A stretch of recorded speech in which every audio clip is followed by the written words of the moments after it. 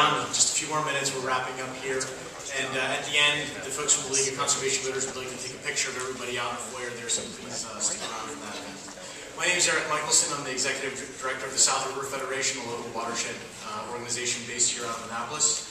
And myself and Andy Galley from Clean Water Action are going to be discussing the stormwater bill that Delegate McIntosh announced earlier.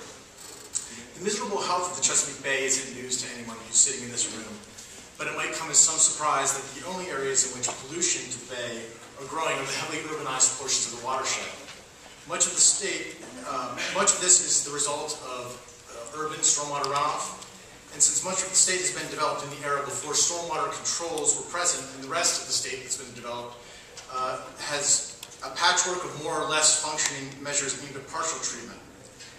However, the research shows that the majority of the sediment and much of the nutrient pollution that's coming from the developed landscape is actually the result of what happens when stormwater leaves the pipes discharging into these developed sites, or discharging from these developed sites.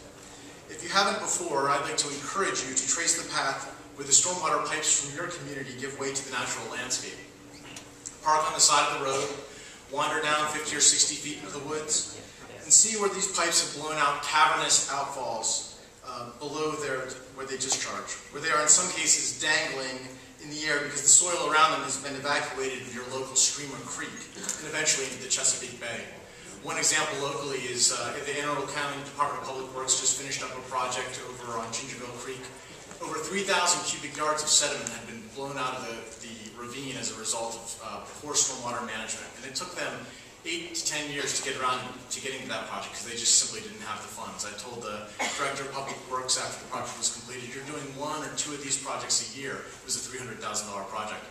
I said, you should be doing 10 of these a year. You need to be doing 10 of these a year in order to get our watersheds back off the listed list for EPA. But the money just isn't there. The next time you hear about sewage overflows from your local wastewater pumping station, think about the role that unchecked stormwater may have played in that insult to the bay. In parts of Baltimore, Western Maryland, and the Eastern Shore, there exist combined sewer outfall networks where stormwater and wastewater share the same infrastructure, and the failure to reduce stormwater inputs into the system can result in raw sewage being shunted into our rivers so that antiquated pumping machinery doesn't burn out. Several years ago, the legislature passed the Bay Restoration Fund, the flush tax, which we're all familiar with. It was really one of the most important pieces of environmental legislation to be passed in Maryland. We feel like this bill that Andy's going to talk about is really a companion piece to that will allow us to get our stormwater network upgraded in the same way we were able to get our wastewater network upgraded with the Bay Restoration Fund. If you live in a waterfront community, you're familiar with the ever-present task of having to pay thousands of dollars to have a navigable channel dredged for your community boats. This is largely the result of phosphorus-laden silt moving through our ditched-out stream valleys and tidewater with every storm event.